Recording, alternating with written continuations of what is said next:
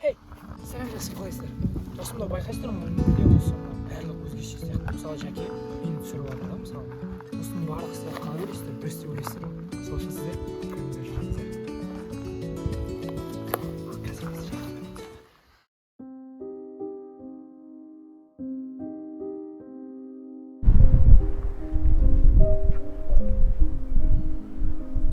Кішкентай толғаннан осы жердесің ғой? Иә, негізі осы жерде ес білгелі деп айтамыз ғой, ес білгелі осы жердеміз ғой. Бүкіл қызықтардың барлығы осы жақта болды. Мектептегі қызықтар, жалпы Жаке өзің де білесің. Мына жерлерді барлығы есіңде шығар, өзіңнің де. Иә, Ямакасио ойнайтын едік қой. Сол қызық еді. Барлық естеліктер жалпы. Енді қазір сәл енді ақыл тоқтатып, белгілі бір жасқа келе жатыр ғой. Сол кездерде сағынасың ғой, сол уақыттарды жалпы. Енді қазір уже ауылға келуімізді қиындап жатыр. Қиындағанда қалай енді? Қаланың суетасы деп жатамыз ғой. Қаланың суетасына кіріп кетесің, ауылды ойлайсың, кейбірде сағынасың, бірақ келе алмайсың. Сондай сияқты. Сондай кездерде бір жаңа балалық кездерді еске алып, сен сондай нәрселерді еске түсіріп жүресің. Сол жаңағындай ғой, бір балалық шақтың қадірін кезінде білмедік қой. Бір кішкентай кезімізде жаңағындай бір тез есейгіміз келді, бірақ енді қазір уже бір өскен сайын қайтып сол жаққа қарай келгім келеді, бірақ амал нешік алланың бір несі солай болуы керек. Сондайға бәлки қойып қояды екен ғой, сағындырып еске алып жүресің, енді сонымен басқа не істейсің. Қызықтар болды, айта берсең.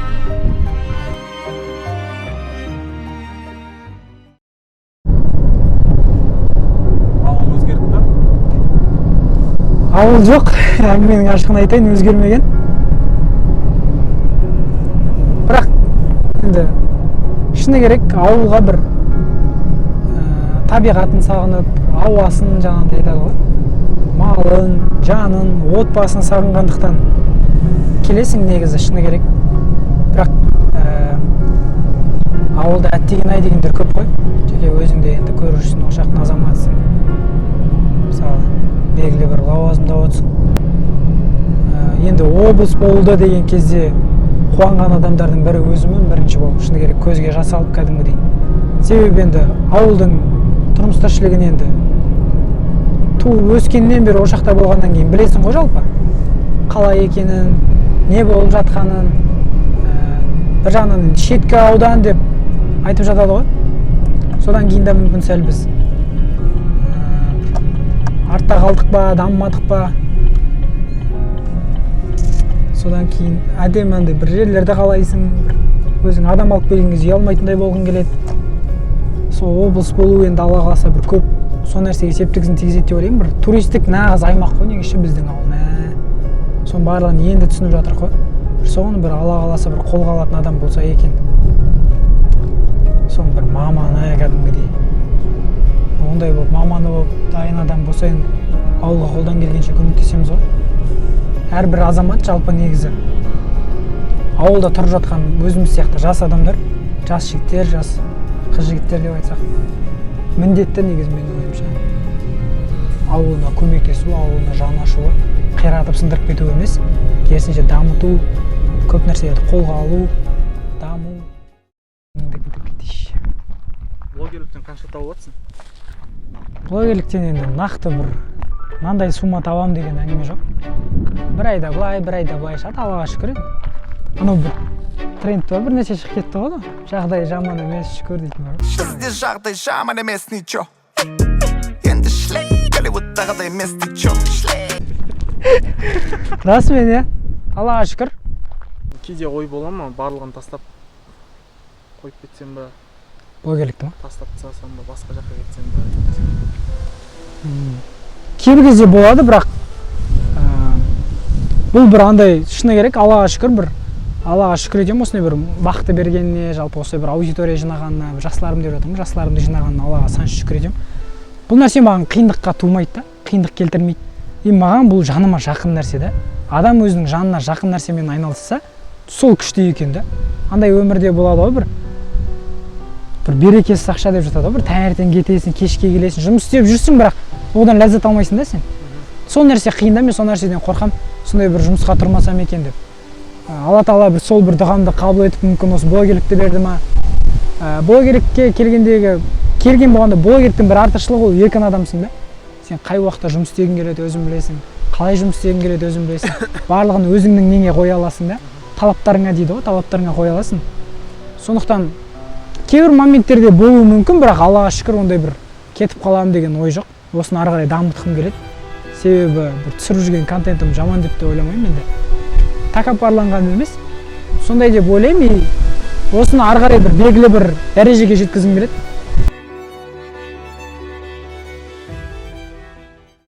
Ұлақ атында қып өскен ұлының, қанып ішкен Тасбұлақтың тұнығын, шынымды айтсам бақыттымын мен шексіз, Жәке Жайтау емес, Ұлытаудың ұлымын. Міне соған не? Тасбұлақпын. Қараңдаршы бөлі. Түсті айтса, Қара. Бисмилля.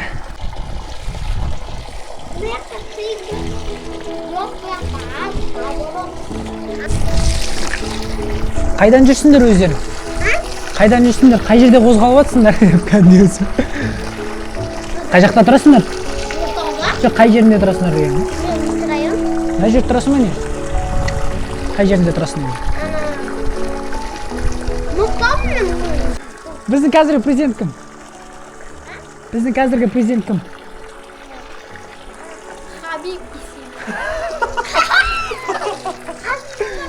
О-о-о! Молодец, мә. Сен Хабиб не, мә?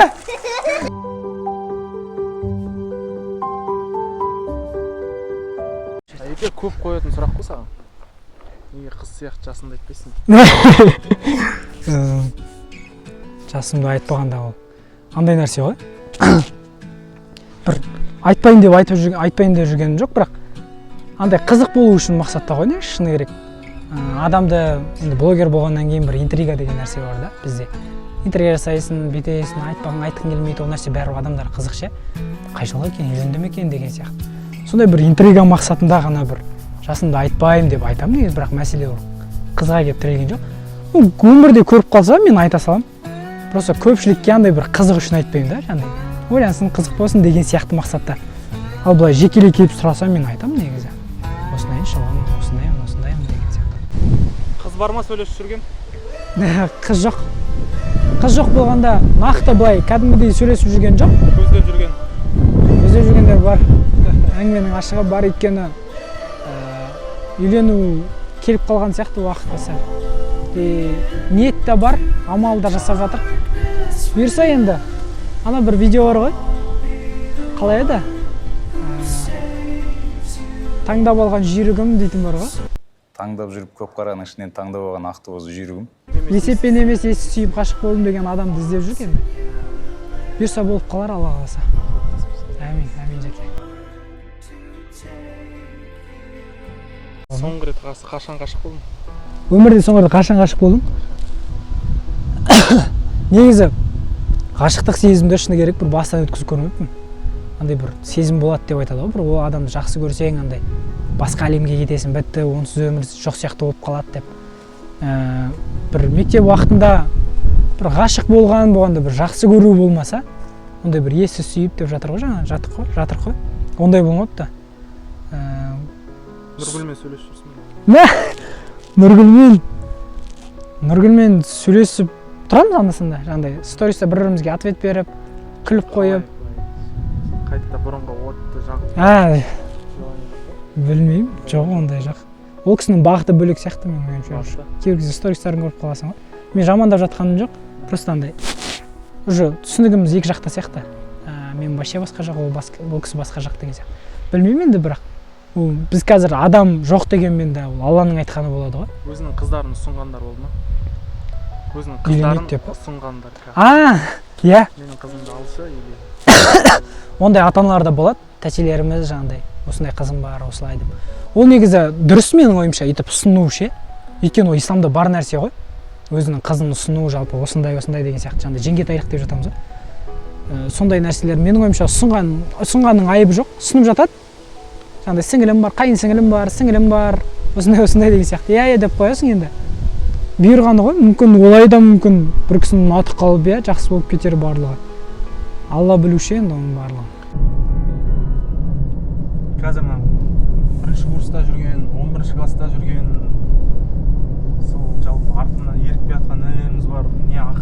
жалпы осы 24 жасқа келіп түйгеніңді айтшы. 24 жасқа келіп па? Сол ғой, қазіргі заман бір тоқтап қалатын заман емес.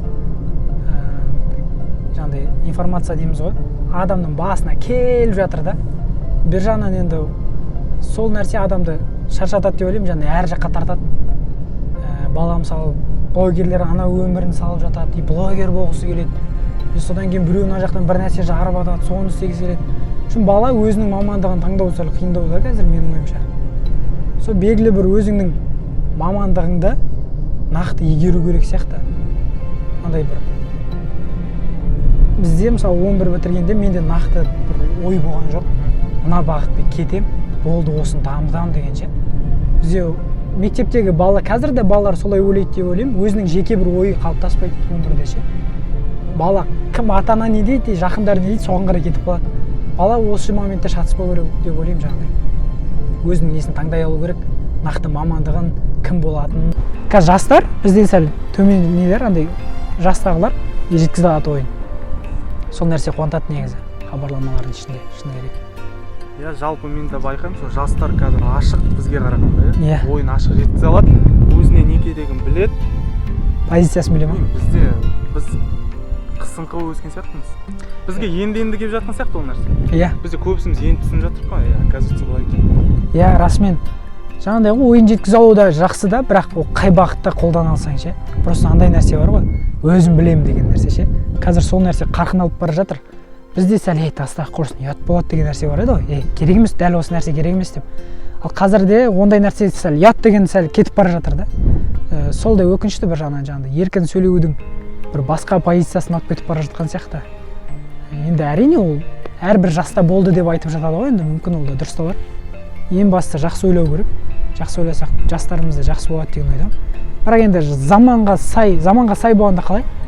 Белгілі бір уақытқа сай өмір сүру керек қой негізі. Жастардың сол менің ойымша бір ойын айта алуы жақсы нәрсе егер. Жақсы жақтан жақсы нәрсе айта алса. Осы блогерлік кезінде жұртқа айтқан нәрсе өзіңе тәрбие беріп жата ма? Параллельно. Иә, міндетті түрде. Мен айттым ғой, видеом жалпы түсіріп жатқандағы видеом, ол менің өзіме жаңа инсайт болады да ол нәрсе. Негізі исламда осылай екен ғой. Осыны мен түсірейінші, и осы арқылы мен де жүрейінші деген сияқты, соған қарай мен де амал етемін да. Пенде деген нәрсе бар ғой. Біз пендеміз барлығымыз, қателесеміз барлығымыз, күнә жасаймыз деген сияқты. Бірақ содан жақсы жағын табу керек та, сол мақсатта түсіріп, сол мақсатта жүріп, сол аудиторияны соған шақыру ғой негізгі мақсат. Жақсылықта жүру ғой. Енді тырысып жүрміз енді қолдан келгенше. Ауыл дамып жатыр дегенге енді қатты келісе алмаймын шыны керек. Дамыса екен деп тілеймін, бірақ елім үшін дауадамын, ауыл үшін қалаймын. Қазір өсіп жатқан енді блогер боламын, блогерлікке қадам басамын деген жасөспірімдерге не айтар едің? Негізі енді өзім блогерлікке бір кәдімгідей бір не қойып келген жоқпын, шыны керек. Бір мақсат қойып блогер боламын деп. Бірақ соған бір айналып келген сияқтымын да, соған бір ақырын себебі өйткені Жаке өзіңді білесің, Астанада бастадық қой бірге, түсіріп сәл. Соның барлығы бір кішігірім сол себеп болған сияқты, осы блогерлікке келуге бір ықпалын тигізген сияқты. Себебі ол кезде маған адамдар жазатын жаңағыдай. Сен осы блогер болатын сияқтысың. Ол кезде вайн деген нәрсе бар еді. Сен вайнер болатын сияқтысың. Сен осындай сияқтысың деп. Бірінші Алла Тағала, одан кейін сол кісілердің дұға тілектері, одан кішігірім өзім еңбегінің арқасында осындай блогерлікке келген сияқтымын. Жалпы сондай блогерлікке келгісі келіп жүрген, жалпы еліктеп жаңағыдай ұнатып жүрген өзіміздің бауырларымыз, қарындастарымыз болатын болса, ең бастысы өзіңнің бағытың ғой керегі. Контент деп жатады ғой, контент керек ең бастысы. Бірақ контенттен шатыспау керек та, контенттен адаспау керек. Яғни ең бастысы ол бір жақсылыққа шақыратын жақсы дүние болу керек негізі. Ол міндетті болу керек деп ойлаймын. Сондықтан блогерлікке келу оңай, бірақ оны ұстап тұру қиын. Және де беруің, не беріп жатқаныңа мән беруің керек. Ертең ол міндетті түрде сұралатын нәрсе. Себебі блогерлердің жүгі ауыр деген келсем, негізі өйткені сен қаншама аудитория алып аласың өзіңе, и оны сен қай жаққа қарай, қай бағытқа бұрып жатсың мысалы. Не істеп жатсың, күнде билеп, не істеп жатсың ба, жамандыққа шақырып, түсініксіз бір нәрсе түсіріп жатсың ба, ертең сол үшін Алла Тағаланың алдында сұраласың да. тренд деп жатамыз ғой, трендте негізі шынайылық қой қазір ең бастысы. Шынайы болу, андай шынайы болу дегенде де бір боғауыз айтып, бір беті ашыла салу емес, шынайы болу дегенді дұрыс түсіну керек деп ойлаймын адам. Шынайы болу деген ол өзіңіздің қысылмай өміріңізді көрсету ғой. А бізде көбіне блогерлер енді білмеймін, нақты солай өмір сүретінде шығар, бірақ көбіне андай қылып көрсетті, өмірі бір бал сияқты ше, бір қайғы уайымы жоқ, күнде бір көлікпен, күнде бір жерде тамақтанып отырады, ішіп жегенін көрсетеді деген сияқты. Мен более ондай нәрсені құптамаймын да, андай. Маған басқа жақтар керек маған. Мен ауылдық екенімді жасырмаймын мысалы. Ауылдың көрінісін көрсеткім келеді. Ауылда істеген нәрселерімді соны көрсеткім келеді. Өйткені ол адамдарға қызық та ондай нәрселер. Шынайы болу. Ал андай жаңағындай өмірді көрсету да қызық негізі. Ол да ұнайды адамдарға, бірақ андай болып қалады да, ондай кісілер көбіне мынау жас балаларды, жалпы жас емес, мысалы, семьяны дейікші. Сонда андай өмірді көріп алады да, ертең мына жақтағы семьясына мысалы жары мысалы бір-бірімен ұрысуы мүмкін да, сондай нәрсе. Аналар осындай өмір сүріп жатыр, неге біз олай сүрмейміз деген сияқты. Сондықтан нақты олай өмір сүрмей ме, онда олай өмір сүрмейтінін көрсету керек деп ойлаймын, шынайы ше, кәдімгідей. Толық осы қалпымда әке болуға дайынмын деп ойлайсың ба? Қазір осы жердегі Айдос жоқ. Осы жердегі Айдос дайын емес. Оған да белгілі бір не керек, дайындық керек деп ойлаймын. Қазір осылай тұрып әке болдың десе, мә дейтін сияқтысың енді. Ол бір күшті сезім ғой, бірақ сен оның күшті сезім ғана болмайды да ол жерде, сен оның ар жағы бар да, сен балаңды өйту бар, бүйту бар, сөйту бар деген сияқты. Енді Алла Тағала берекесін беретін шығар, әрине. Өйткені үйленген кезде беріп қояды дейді ғой сондай нәрселерді. Бірақ енді данный момент тек Айдос меніңше дайын емес. Белгілі бір уақыт керек сияқты сәл.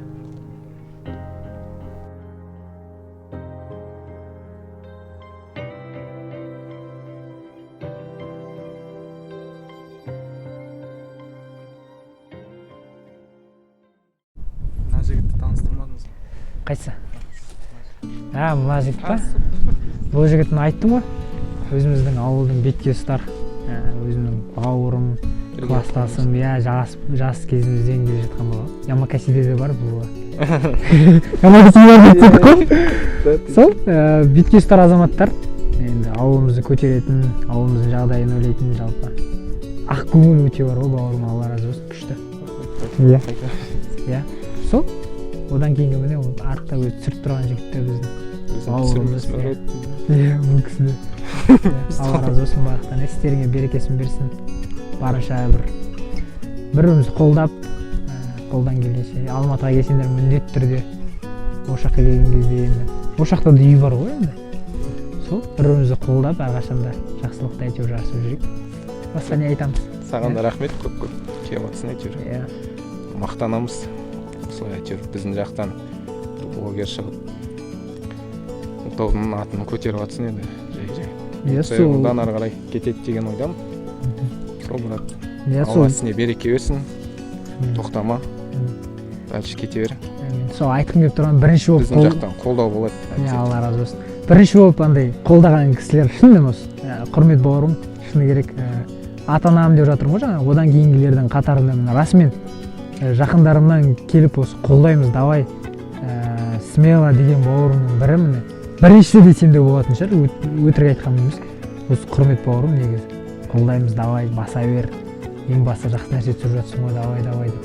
Осы уақытқа дейін өзі біледі, көмегі бар маған деген. Алла қаласа оны иншалла екі еселеп бұйырса қайтарамыз, бұйырса Алла қаласа ол күнге де жетеміз деген ойдамын.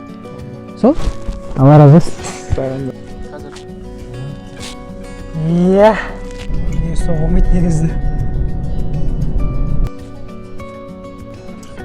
1, 2, 3, 4, 5 сахнадамыз.